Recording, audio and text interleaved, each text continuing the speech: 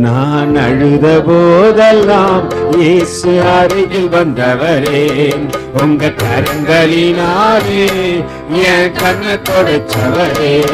நான் அழுத போதெல்லாம் இயேசு அருகில் வந்தவரே, உங்க கரங்களினாலே என் கண்ணை தொடச்சவரே.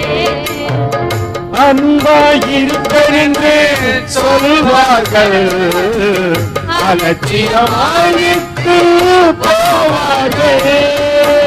அன்பாயிருப்பென்று சொல்வார்கள், அலட்சியமாயிட்டு அன்பை தருபவரோ நீதானையா, நீதானையா.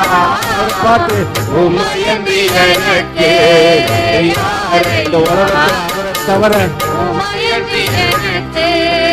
யாரையா. நான் அழுத போதெல்லாம் என் அருகில் வந்தவரே, உங்க கரங்களினாலே என் கண்ணை தொடச்சவரே. நான் அழுத போதெல்லாம் இயேசு அருகில் வந்தவரே, உங்க கரங்களினாலே தேவ பிள்ளையே, யெகோவா ஈரா உன்னிடத்தில் கடந்து வருவார். கடந்து வந்து எப்படி ஆபிரகாமோடு சாராளோடு பேசினாரோ நம்மளோட பேசுவார் தெய்வம். நீங்க பேசுங்கப்பா, நீங்க பேசுங்க. சொல்லும் அடியேன் கேட்கிறேன் என்று வார்த்தை எங்களோடு கூட பேசுங்க, இடைப்படுங்க. இயேசுவின் நாமத்தில் ஜெபிக்கிறோம் எங்கள் ஜீவனுள்ள நல்ல பிதாவே, ஆமென். அல்லேலூயா, அல்லேலூயா. எடுத்து வாசிங்கப்பா. நம்ம 1 தீமோத்தேயு 2:10 எடுத்து வாசிங்க. தகுதியான வஸ்திரத்தினாலும் ஞானத்தினாலும் தெளிந்த புத்தியினாலும் தேவ பக்தி உள்ளவர்கள் என்று சொல்லிக் கொள்ளுகிற ஸ்திரீகளுக்கு ஏற்றபடியே நற்கிரியினாலே தங்களை அலங்கரிக்க வேண்டும். ஸ்திரீயானவள் எல்லாவற்றிலும் அடக்கமுடையவளாய் இருந்து அமைதலோடு என்ன பண்ணும், கற்றுக்கொள்ள. கடந்த வருஷத்துல இதெல்லாம் பேசினார் ஏசப்பா. எத்தனை பேர் கத்துக்குனீங்க? தேவன் ஒரு 2 வருடமா என்ன பண்ணியிருக்கார் நம்ம கிட்ட? அமைதலோடு இரு, அமைதலோடு இரு, அமைதலோடு இருன்ட்டு என்ன பண்ணியிருக்காரு? பேசிட்டே இருக்காரு. கத்துக்குனீங்களா? அமைதல கத்துக்குனீங்களா? அடக்கத்தை தங்கச்சி கை அடக்கத்தை கத்துக்குனீங்களா? நற்கிரியினால அலங்கரிச்சிங்களா? தேவ பக்தினால நம்மள என்ன பண்ணீங்க? மெழுகு ஏத்துக்கினீங்களா? ஒரு வருஷமும் நம்மளை பார்த்து என்ன பண்ணோம்? இதெல்லாம் இசப்பா ஒரு வருஷம் 1 ஏறுனா அடுத்த வருஷம் என்ன பண்ணிடும்? ஒருவேளை தேவ பக்தி ஏறிச்சுன்னா அடக்கமா அமைதல என்ன பண்றோம்? போயிடும். சொன்னார்ல, பாஸ்டிங்ல இருக்கும் போது என்ன வந்துடும்? ப்ரெஷர் ஏறி கோமா ஸ்டேஜுக்கு போற அளவுக்கு அப்போ பாஸ்டிங் எப்படி இருந்திருக்கும்? ஏசப்பா அப்படியெல்லாம் இல்லாதபடிக்கு 3 நாள் நம்மள என்ன பண்ணாரு? அந்த ஆகாரம் நினைப்பில்லாதபடிக்கு தேவன் என்ன பண்ணாரு? அப்போ நம்ம எதுல அலங்கரிக்கிறோம்? ரொம்ப முக்கியம். உலகப்புறமான காரியத்தில் என்ன பண்றோம்? அலங்கரிக்கிறோமா? தேவ பக்தியில அலங்கரிக்கும் போது அதுக்கேற்ற பலன் பலிபிடுமே, அதுக்கேற்ற பலன் பலிபிடுமே. தேவ பிள்ளைய நம் பலிபீடத்துல நீ ஒப்பு கொடுக்கும் போது தேவன் அதுக்கேற்ற பலனை கொடுப்பார், நிச்சயமாய் கொடுப்பார். நீ அந்த ரங்கத்திலே உன் தேவ பக்தியை காட்ட காட்ட தேவன் வெளிரங்கமாய் பதில் கொடுப்பார். அப்படிப்பட்ட தெய்வத்தை தான் நம்ம ஆராதிக்கிறோம். எல்லாரும் நம்மளை பார்ப்பாங்க, ஆனா என்ன பண்ண மாட்டாங்க? நம்மள நிறைய காரியங்களை செஞ்சிருப்போம், அவங்க என்ன பண்ண மாட்டாங்க? நம்மள நினைக்க மாட்டாங்க. ஆண்டவர் சொல்ற, நீ ஒரு கலசம் தண்ணி கொடுத்தா கூட, நீ தண்ணி கொடுக்குற பத்தியா? அவர் வந்து குடிச்சிருக்காரு அவங்க கிட்ட? என்னைக்காவது குடிச்சிருக்காரா? அப்புறம் எப்படி சொல்றாரு?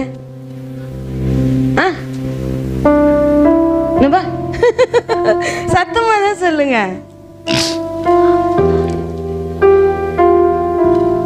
அவர் நாமத்தினால அப்படி இல்லப்பா. ஒரு கலசம் தண்ணி கொடுத்தா கூட நான் என்ன பண்ணுவேன்? கணக்கு வச்சுப்பேன். அவர் வந்து நம்ம கிட்ட குடிச்சிருக்காரா? என்ன பண்ணோம்? நம்மளே ஏழை தான். யாரை கேட்டா நம்மளே யார்தான் இல்லை, தேவன் நம்மளை கொடுக்குற அளவுக்கு நற்கிரியினால அலங்கரிக்கிறோமா? யாரை கேட்டா என்ன, நானே ஏழை, நீ இருந்தா கொடுத்துட்டு இல்லை. அந்த காரியத்தை ஏசப்பாக்கு என்ன பண்ண செய்யும் போது, ஒருத்தவங்களுக்கு இல்லாதவங்களுக்கு கொடுக்கும் போது அது யாருக்குன்னு செஞ்ச மாதிரியா அது அவர் கணக்குல வைக்கிறாராம். நீ கொடுக்குற பத்தி அது என்ன பண்றாரு, கணக்குல வைக்கிற. உன் நற்கிரியை நீ என்ன பண்ணும்? அப்ப சொல்லியிருக்கலாம், நீ இருந்தா கொடுத்துட்டு போ, நானே ஒரு ஏழை, நானே ஒரு பரதேசி, நானே ஒரு பிச்சைக்காரி, எல்லாம் என்ன பண்ணியிருப்போம், சொல்லியிருப்போம். ஆனா இப்போ தேவனுக்குள்ள வளர வளர தேவன் என் கரங்களை எப்படி வச்சிருக்காரு, கொடுக்கிற கரங்களை தான் வச்சிருக்காரு. ஏந்திர கரமா என்ன பண்ணல, வைக்கல. அப்போ நற்கிரியினால தேவன் நம்மள என்ன பண்ண சொல்றாரு, அலங்கரிச்சுக்க. எவ்வளவு அலங்கரிச்சுக்க முடியுமோ அலங்கரிச்சுக்கோ. மணவாளன் வந்து உன்னை நற்கிரியை தான் என்ன பண்ணாரு பார்க்க போற, உன் கனிகள் தான் என்ன பண்ணும் அவர்கிட்ட கணக்கு சொல்லு. அதனால சொல்ற, நீ எது எனக்குன்னு செஞ்சாலோ, நீ ஒரு கலச தண்ணி கொடுத்தா கூட என்ன பண்ணுவேன், கணக்குல நிச்சயமா வச்சுப்பேன்.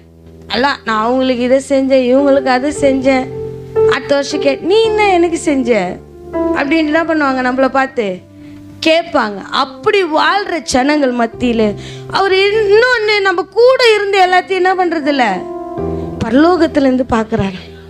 அவர் பரலோகத்தின் தேவன். நீ கொடுக்கும் போது எங்க வந்துடுறாரு, கீழே என் பக்கத்துல வந்துடுறாரு.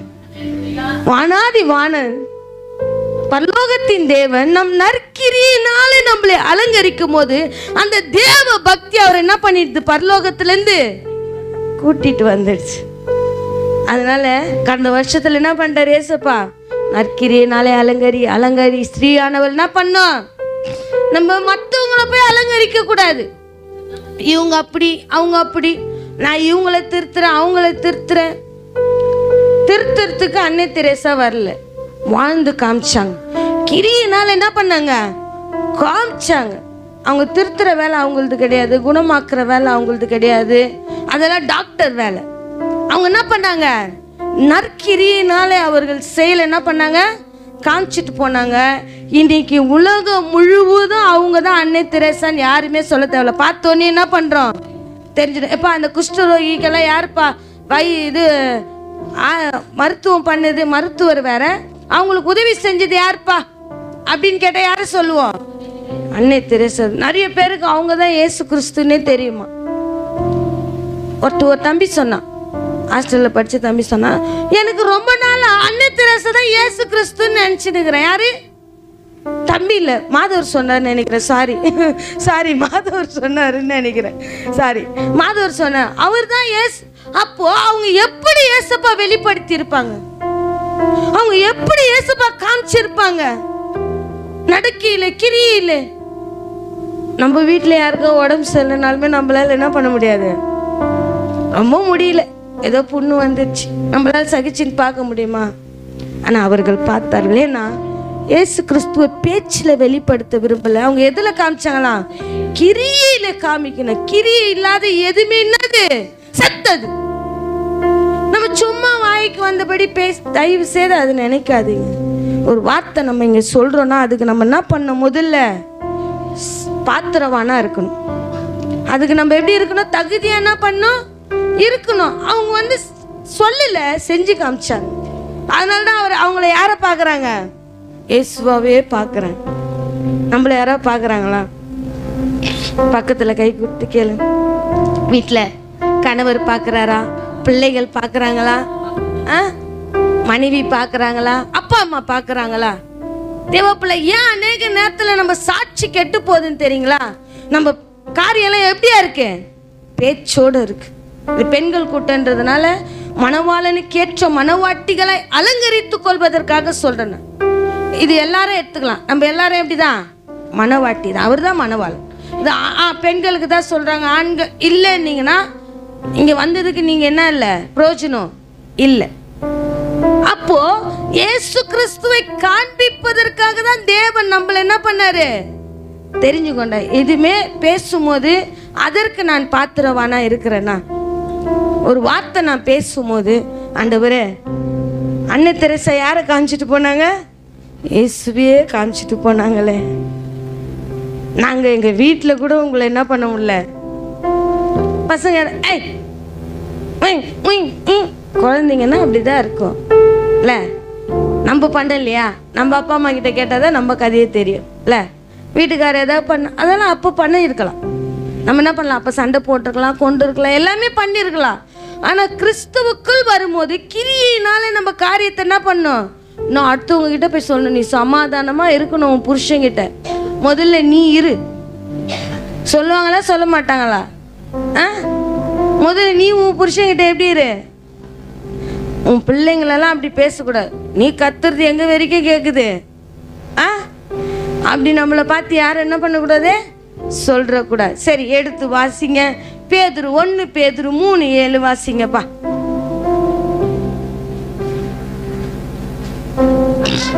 அந்தபடியே புருஷர்களே, எப்படி சொல்லுது சத்திய வேதம், நம்மள பலவீனமானவர்களை யாராவது தேடி வருவாங்களா? எங்க தங்கச்சி கொஞ்ச நாள் பலவீனமா இருந்தா, அம்மா உன்னை தேடி யாரும் வந்தாங்களாம்மா?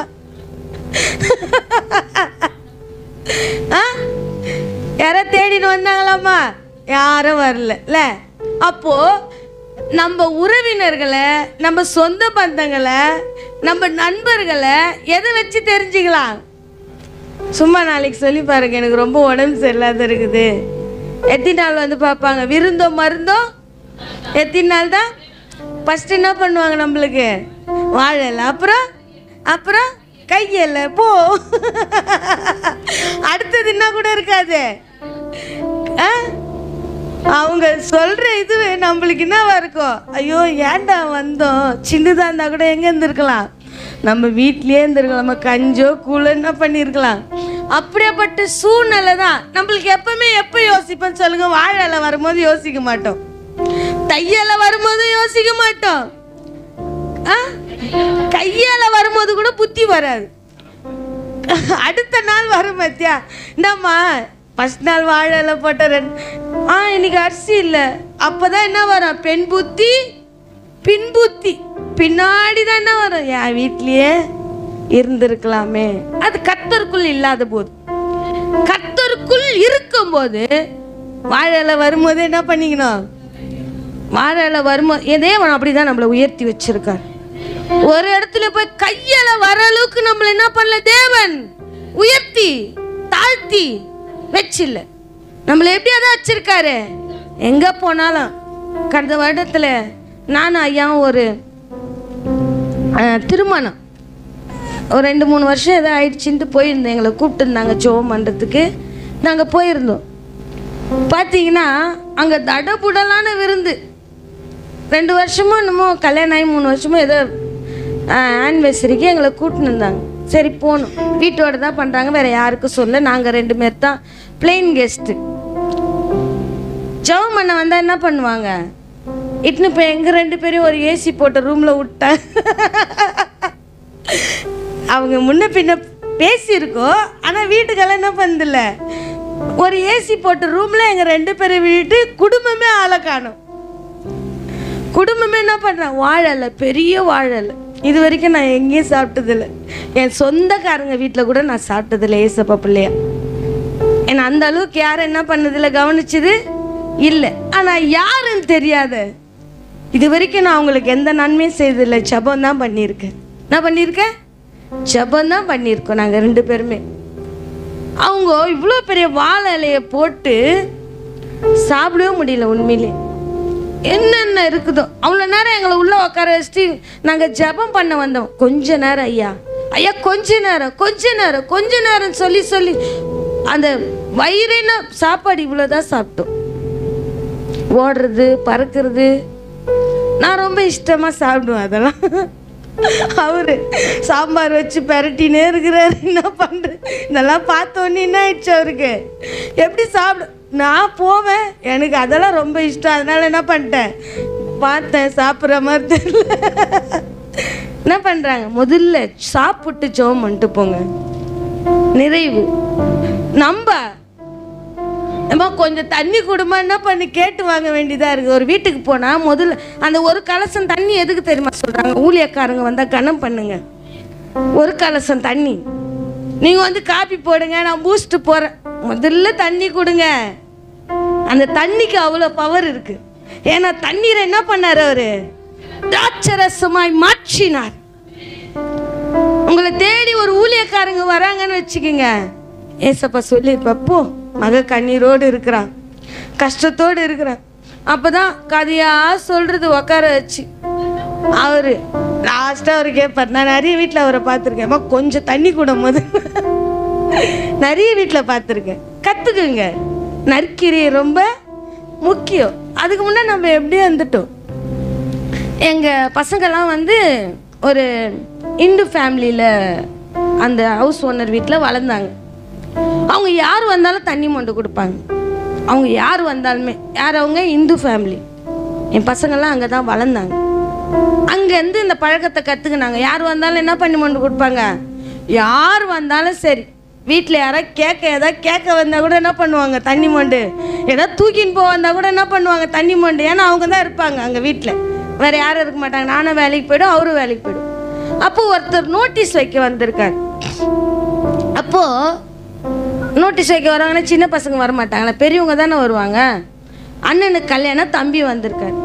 இது குடு குடு குடுன்னு ஜெபப்ரே என்ன பண்ணிக்குது, ஓடி போயிட்டு கிளாஸில் தண்ணி மொன்று வந்து கொடுத்துருக்கு. இன்னமும் சொல்கிறாரு அந்த நற்கிரியை. என்ன சொல்கிறாரு, அந்த சின்ன வயசில் நான் சொல்லி கொடுக்கல, உண்மையிலே அவங்க வளர்ந்தாங்க பார்த்தீங்களா அந்த இடம், அந்த இடத்துலேருந்து அதை கற்றுக்கொண்டாங்க. இங்கே நம்ம வளர்றோம், நம்ம எதை கற்றுக்கொள்கிறோம்?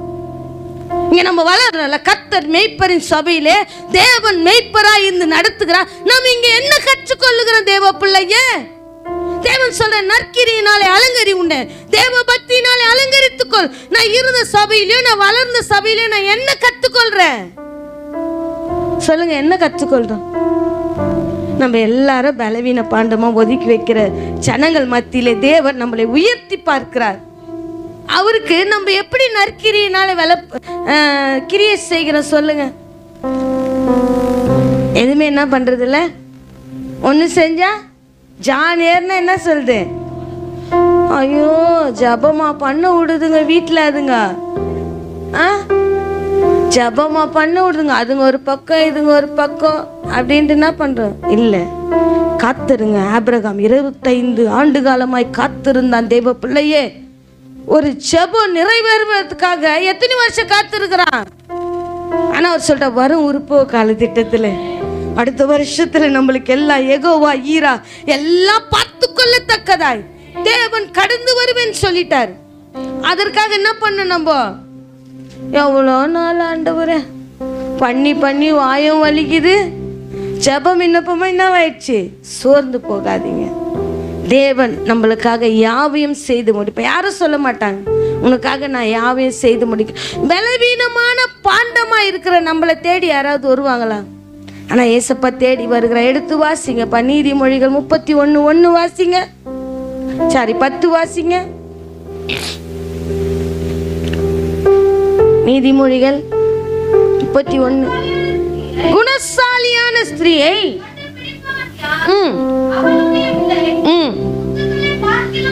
முத்துக்களை பார்க்கிலும் பலவீனமான நம்மளை தேடி ஏசப்பா வராரு. உனக்கு எத்தனை தடவை சொல்றேன், இப்படி இருக்காத அப்படி இருக்காத இப்படி பண்ணாத. நம்மளை பார்த்து அநேக பேர் என்ன பண்ணியிருப்பாங்க, சொல்லியிருப்பாங்க. ஆனா இந்த பலவீனமான பாண்டத்தை பார்த்து ஆண்டவர் ஒரு வார்த்தை சொல்றாரு, நீ குணசாலியான ஸ்திரீ. நீ எப்படியாப்பட்டவன்? குணசாலியான ஸ்திரீ. உன்னுடைய வேல்வி யாருக்கு தெரிய மாட்டுது? எனக்கே தெரியும். எனக்கு தெரிஞ்சாதானே மற்றவங்களுக்கு தெரியும். நீ எப்படியாப்பட்டவ? முத்துக்களை பார்க்கிலும். முத்து எங்க இருக்கும் சொல்லுங்க? ரோட்லயா கிடக்கும்? எங்க இருக்கும்? கடல் ஆழத்துல என்ன பண்ணிருக்கோம் இருக்கும். அது யார் கையிலையாவது என்ன பண்ணும், கிடைக்கும். அப்படிதான் ஏசப்பா கையில நம்ம என்ன பண்ணிருக்கோம், கிடைச்சிருக்கோம். தேவ பிள்ளையே, அந்த கையில இருக்கிற வரைக்கும் நம்ம அலங்கார கிரீடமா இருப்போம். அந்த முத்து ஒரு சாக்கடையில விழுந்துச்சுன்னா அதுக்கு வேல்யூ இருக்குமா? நான் ஒரு யூடியூப்ல ஒரு ஸ்டோரி பார்த்தேன். ஒரு வைரக்கல் இருக்கு அவன் கையில.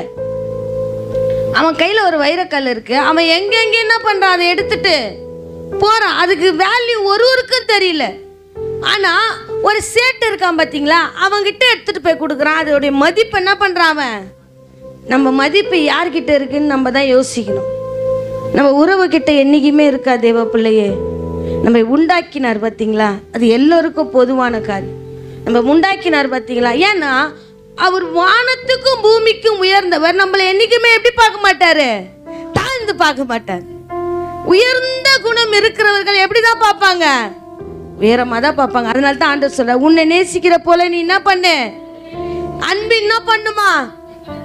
அன்பு என்ன பண்ணுமா? அன்பு என்ன பண்ணுமா? அன்பு என்ன பண்ணுமா?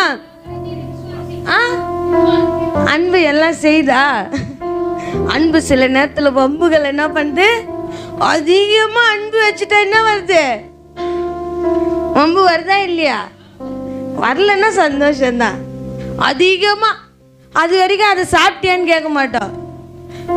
10 தடவை என்ன பண்ணுவோம்? சாப்பிட்டியா சாப்பிட்டியா, எவ்வளோ நாள் என்ன ஏதுன்னு கேட்கல, இப்போ என்ன பண்ற? சாப்பிட்டியா சாப்பிட்டியா அப்படின்ட்டு அன்பு சில நேரத்தில் எப்படி ஆயிடும்? வம்பாய் மாறணும். ஆனா என் சத்திய வேதம் சொல்லுகிற, நீ குணசாலி. நீ கர்த்தருக்குள்ள வரும்போது எப்படி ஆயிடுற? நீ பலவீன பாண்டம் இல்ல, நீ குணசாலி. நீ முத்துக்களை பார்க்கில உயர்ந்தவள். அவர் உயர்ந்தவரா இருக்கனால தான் நம்மளுடைய அருமை யாருக்கு தெரியுது? அவருக்கு தெரியுது. எடுத்து வாசிங்கப்பா, நியாயாதிபதிகள் எடுங்க 4:1 வாசிங்கப்பா. வாசிங்கப்பா. இஸ்ரவேல் புத்திரர் திரும்ப கர்த்தரின் பார்வைக்கு பொல்லாப்பானதை செய்து வந்தார்கள். ஆகையால் கர்த்தர் அவர்களை வாசிங்க. யாபீன் என்னும் ராஜாவின் கையில விற்று போட்டார்.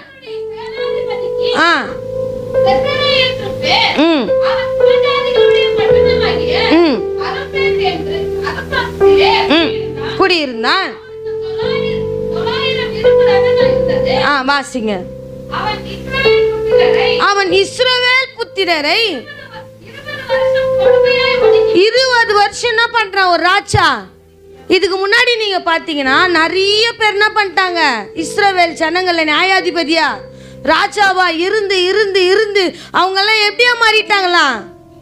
ராஜாவா ஆக்குனது தேவன். அந்த அருமை தெரியாதபடிக்கு கர்த்தரின் பார்வைக்கு என்னதை செஞ்சுட்டு வந்தாங்களா? ஜனங்களை கர்த்தருக்கு நேரா திருப்புவானுங்கன்னு பார்த்தா ஜனங்களை எப்படியா திருப்பிட்டாங்க? பொல்லாப்பானதை செய்யத்தக்கதா ஆண் பிள்ளைகளை என்ன பண்ணிட்டாங்க? திருப்பிட்டாங்க. தேவன் பலவீனமான பாண்டத்தை தேடி வராரு. தேவ பிள்ளையே, ஆண்கள் கையில பொறுப்பை கொடுத்து கொடுத்து என்ன பண்ணிட்டாரு? அந்த ஆண்கள் என்ன பண்ணல? கர்த்தரின் பார்வைக்கு ஜனங்களை நடத்துவாங்கன்னு பார்த்தா என்ன ஆக்கிட்டாங்க அவங்களா? ஆனா உன்னை என்னையும் பலவீனம் பலவீனம் சொல்லிட்டு இருந்தாங்க பத்தியா? அவர்கள் மத்தியிலே தேவன் உங்களையும் என்னையும் தேடி வருகிறார். தேடி வருகிறார். தேவ பிள்ளையே, ஒருவேளை நம்ம வேலை யாருக்கு தெரியாது இருக்கலாம். ஆனா வேறு பிரிச்சார் பாத்தீங்களா? ஜனத்தை விட்டு, எனத்தை விட்டு, உன் தேசத்தை விட்டு, உன் தகப்பன் வீட்டை விட்டு பிரிச்சு எடுத்துட்டு வந்தார் தெரியுமா? அவருக்கு தெரியும். அவருக்கு நம்மளுடைய வேல்யூ என்ன பண்ணும் தெரியும். அந்த பாத்தீங்கன்னா நீங்க 4-5 ராஜாக்கள் கர்த்தருடைய பார்வைக்கு பொல்லாப்பான கர்த்தருடைய வேலைகளை செய்வார்கள் என்றுதான் என்ன பண்றார் தேவன். ஆனா நடுவில் என்ன பண்றாங்க? அவங்க வழி மாறி வேற போதனைகள் கேட்டு வேற காரியங்களுக்கு ஜனங்கள் என்ன பண்றாங்க? நடத்துறாங்க. ஜனங்களும் அதுக்கு உட்படுறாங்க.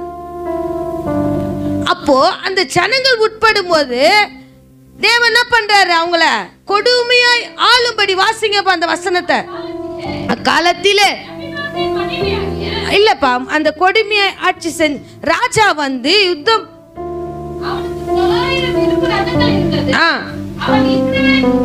அவன் இஸ்ரவேல் புத்திரரை எத்தனை வருஷம்? 20 வருஷம் ஜனங்களை என்ன பண்றான்? கொடுமையாய் மோசேயை கொண்டு தேவன் அவர்கள் என்ன பண்றாரு? கூட்டிட்டு வர்றார். சுதந்திரமா கூட்டிட்டு வர்றார். அந்த தேவ மனுஷனை படுத்தின பாடு 20 வருஷம் என்னவாயிடுச்சு அவங்களுக்கு? கொடுமையாய். தேவ பிள்ளையே, தேவன் தோல் மேல போட்டுட்டு வரும்போதே வந்துருங்க. கூப்பிடும் போது என்ன பண்ணுங்க, வந்துருங்க, தோல் மேலே வச்சு தூக்கின்னு போவார். இல்லை எனக்கு அது இருக்கு, இது இருக்கு, வெண்ணெய் இருக்கு, நொண்ணை இருக்குன்னு போனீங்கன்னு வச்சுக்கிங்க, கல்யாணம் இருக்கு, காது குத்து இருக்கு, ஓநாய்கள் நம்மளுக்காக என்ன பண்ணி கொண்டு இருக்கு, காத்து கொண்டு. சொல்ற, நான் எங்க உங்களை அனுப்புறேன்? ஆட்டுக்குட்டிகள் மத்தியில் அனுப்பல, உங்களை நான் எங்க அனுப்புறேன்? ஓநாய்கள் மத்தியில் அனுப்புறேன். அதுங்களை உங்களை காயப்படுத்தக்கூடாதுன்னு நீங்க என் கூட என்ன பண்ணி இருக்கணும்? எப்பவுமே இணைஞ்சு இருக்கணும். இல்லைன்னா காயப்படுத்தும். காயப்படுத்தினா என்ன வரும்? ரத்தம் வரும், கண்ணீர் வரும், கஷ்டம் வரும். அப்படியெல்லாம் வரக்கூடாதுன்னு ஏசப்பா என்ன பண்றாரு? நம்மளை அழைத்து வர சொல்லுகிறார். ஆனா இவர்கள் 20 வருஷம் என்ன பண்றாங்க? கொடுமையா. நம்மளால ஒரு நாள் 2 நாள்ல என்ன பண்ண முடியல தாங்க. ஒரு வருஷம் ஒரு ஹஸ்பண்டுக்கும் ஒய்ஃபுக்கும் கருத்து வேறுபாடு பார்த்தா உடனே என்ன சொல்லிடுறாங்க? என்ன பண்ணிடுறாங்க? டைவர்ஸ் பண்ணிடலான்றாங்க. நான் ஒரு வீட்டில் வேலை செய்கிற ஒரு அக்கா கிட்ட, அவங்க இன்னைக்கு நேற்று மத்தியானம் போகணும், உடம்பு முடியலன்னு மத்தியானம் போனேன். கதவு திறந்தோடனே எனக்கு அண்ணனுக்கு டைவர்ஸ் ஆக போகுது. இது கதவு ஓப்பன் பண்ணுறேன். அம்மு, அவங்களுக்கு தமிழ் தெரியாது. அம்மு, நானும் அண்ணாவை டைவர்ஸ் பண்ண போகிறேன். இப்போ தான் 23ஆம் தேதி கல்யாண நாள் கொண்டாடினாங்க. எத்தனாம் தேதி? இந்த 23ஆம் தேதி. 20 வருஷமா என்ன பண்ணா கல்யாண நாள். ஏங்கா இந்த டாக் வந்தது அவருக்கு பிடிக்கலையா? டாகால டைவர்ஸா? அப்போ இத்தனை வருஷம் வாழ்ந்த போதிலும் அவங்களுக்குள்ள டக்குன்னு அந்த வார்த்தை என்ன பண்ண சொன்னேன், அடிக்கடிக்கு சொல்லாதீங்கக்கா அந்த வார்த்தையை. நம்ம வாயிலிருந்து நன்மை அஞ்சு என்ன வரக்கூடாது. அவ்வளோ பெரியவங்க தான் கீழ்ப்படிவாங்க. சொன்ன உடனே என்ன பண்ணாங்க? நம்ம ஜனங்களுக்கு கீழ்ப்படிதல்னா கீழ்ப்படியா? ஓ அந்த படியை சொல்றீங்களா அப்படின்னு கேட்பாங்க. அக்கா நல்ல வார்த்தைகள் என்ன பண்ணுங்க, காட் அதனால தான் நம்மளை உருவாக்கியிருக்காரு. கெட்ட வார்த்தை, பேட் வார்த்தைலாம் என்ன பண்ணாதீங்க, யூஸ் பண்ணாதீங்க. அது நாளைக்கு நம்மளுக்கு வந்து பழிக்கும் போது அது எப்படியா இருக்கும்? கஷ்டமாக இருக்கக்கா. ஓகே அம்மு, சாரி, மாதிரி சொல்லாதீங்க. அப்படி எவ்வளோ ஃபைட் ஆனாலும் லவ் ஆகிடும், பிரேக்கப் பண்ணணும்னு நினைக்கிறீங்க அப்படின்ட்டு என்ன பண்ணுற, இப்போ தானே வெட்டிங்லாம் கொண்டாடினீங்க அப்படின்ட்டு அவங்க என்ன பண்ணுறாங்க? நம்ம போதனைகளை ஏற்றுக்கொள்ளுகிறவர்களாக இருக்காங்க. ஆனால் நம்ம ஜனங்கிட்டே அங்கே போவாதுடா. 20 வருஷம் உன்னை ஆண்டு கொள்ளுவான். நீ தேவ சமூகத்தில் இருக்கிறவ, நீ பலிபீடத்தில் படைக்கப்பட்டவ. அங்க போனா உனக்கு என்ன வரும்? ஆபத்து வரும், கஷ்டம் வரும், கண்ணீர் வரும். சொல்லும் போது நம்ம ஜனங்க என்ன பண்ண மாட்டாங்க? கேட்க மாட்டாங்க. ஆனா தேவன் ஒரு பலவீனமான பாண்டத்தை தேடி வருகிறார். அவள் தான் தெபோராள். தேவ பிள்ளையே, அவள் எப்படி தெரியுமா தேவனை தரிசித்தாள்? வாசிங்கப்பா. அக்காலத்திலே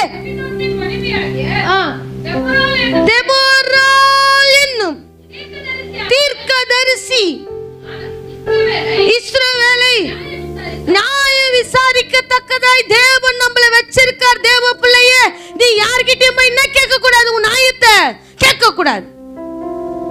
நான் அப்படி பண்ணி இல்ல, யார்கிட்டயே சொல்லக்கூடாது. நம்ம புத்தி உள்ள ஸ்திரியா தேவன் நம்மளை வச்சிருக்காரு. புத்தியினமான காரியங்களுக்குள்ள நம்ம என்ன பண்ணக்கூடாது? என் பேச்சையோ என் நடக்கையோ என் செய்கை எப்படி இருக்கணும்? புத்தி உள்ளதா இருக்கணும். அப்பதான் நான் போகும் இடம்லாம் யாரு வருவாரு? நான் போகும் இடமெல்லாம் நீங்க வரணும். நான் அமரும் இடமெல்லாம், நான் போகும் இடமெல்லாம் நீங்க வரணும். நான் அமரும் இடமெல்லாம் நீங்க வரணும். நான் பேசும் பேச்சிலெல்லாம் நீங்க இருக்கணும். நான் பேசும் பேச்சிலெல்லாம் நீங்க இருக்கணும். நீங்க இல்லாம நான் இல்லையே, நீங்க இல்லாம நான் இல்லையே. இப்படி வாழ்ந்த பலவீனமான பாண்ட நான் பேசுற பேச்சுல எல்லாம் நீங்க இருக்கணும். ஒரு நாய் இருக்கணும். நம்ம பேசினா அதுல என்ன இருக்கணும்? விசேஷமா பெண்களுக்கு சொல்றேன். இது பெண்கள் கூட்டமா இருக்கிறபடினால நான் சொல்றேன். தேவ பிள்ளையே, மணவாளனை எதிர்கொண்டு காத்திருக்கிற மணவாட்டியே, நம்ம பேசுற பேச்சுல என்ன இருக்கணும்? அப்படியே தாபுன்னு பேசுனீங்கன்னு வச்சுக்கோ, நம்ம பேச்சை யாரும் மதிக்க மாட்டாங்க. ஒரு வார்த்தை பேசினா கூட நிதானிச்சு என்ன பண்ணோம்? நம்ம ஒன்றும் படித்தவர்கள் அல்ல, வாக்கில் வல்லவர்கள் அல்ல. நம்ம திறமைகளையோ நம்ம காரியங்களை தேவ சமூகத்துல என்ன பண்ணக்கூடாது, காட்ட கூடாது. காட்டணும்னா பராக்கிரமசாலிகளை தள்ளி தேவன் இந்த பலவீன பாண்டங்களை தேடி வருவார். தேடி வந்தது எதுக்கு தெரியுமா? வாசிங்கப்பா அந்த வசனத்தை.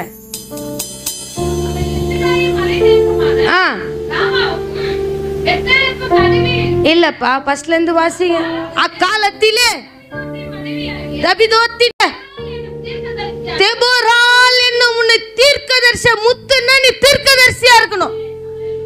அப்புறம் இஸ்ரவேலை நியாயம் விசாரிக்கணும்னா நம்ம கிட்ட என்ன இருக்கணும்? நியாயம் இருக்கணும்.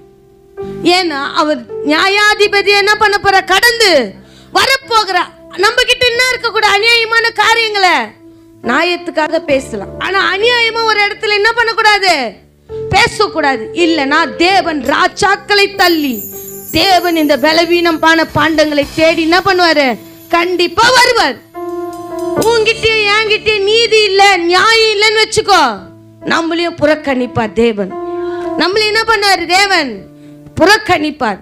உன்னை எல்லாவற்றிலும் தகுதியான வஸ்திரத்தினால நாணத்தினால தெளிந்த புத்தினால அலங்கரித்து கொண்டு வந்தது எதற்கு தெரியுமா?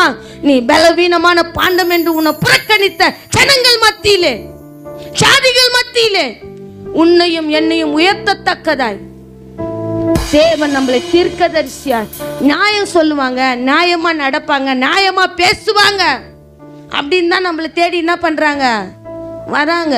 நம்ம ஒன்றும் ஞானத்தில் சிறந்தவர்கள் அல்ல. சாலமோனை போல என்ன இல்லை நம்ம கிட்ட, ஞானம் இல்லை.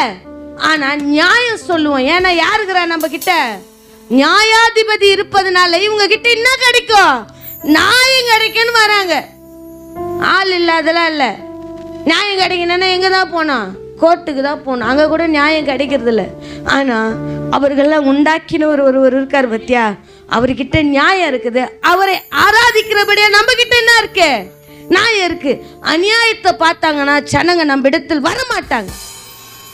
இஸ்ரவேல் ஜனங்களை ஆளத்தக்கதாய் இஸ்ரவேல் ஜனமே யாரை தேடி வருது, தெபோராளை தேடி வருகிறது. அப்போ அவங்க எப்படி பார்த்திருப்பாங்க, எல்லாரையும் நியாயமா பார்த்திருப்பாங்க.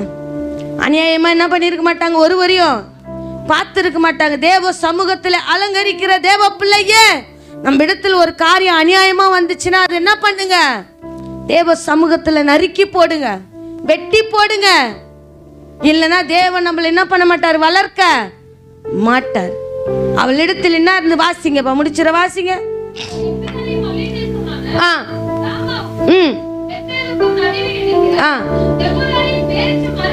தெபோராள், அந்த பேரிச்ச மரம் பேர்னா தெபோராள். தெபோராள் பேரிச்ச மரத்துக்கு என்ன பண்றாளாம், குடி இருக்கிறா. வாசம் செய்கிற இடமே எப்படிதான் இருக்கு, தெபோராளின் பேரிச்ச. நம்ம எல்லாம் கர்த்தரின் மெய்ப்பரின் குடும்பத்துல இணைஞ்சிருக்கும் தேவ பிள்ளையே. அந்த மெய்ப்பரின் குணம் தான் நம்ம கிட்ட என்ன பண்ணோம், அப்பப்போ நம்ம குணம் என்ன பண்ணக்கூடாது, வர கூடாது. அது நற்கிரி என்ன பண்ற, கெடுத்து போயிடும். எல்லோரும் கண்களை மூடி, ஆண்டவரே உம்மை ஸ்தோத்திரிக்கிறேன் ஐயா, துதிக்கிறேன் கர்த்தாவே. ஆண்டவரே தெபோராளை போல ஆண்டவரே எங்களை முத்துக்களை பார்க்கல உயர்ந்தவள் என்று சொல்லி இருக்கிறீரே. ஆண்டவரே நான் போக இடம்லாம் நீங்க வரணும்னா எங்க கிட்ட நியாயம் இருக்கணும் ஐயா. எங்க வார்த்தையில் ஆண்டவரே கனம் இருக்கணும் சுவாமி.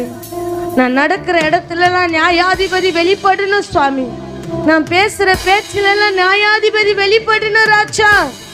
ஆண்டவரே உம்முடைய அன்பின் கரத்துக்குள்ளே ஒப்பு கொடுக்கிறேன். தெய்வம் பொறுப்பெடுத்து கொள்ளுங்க, வழி நடத்துங்க.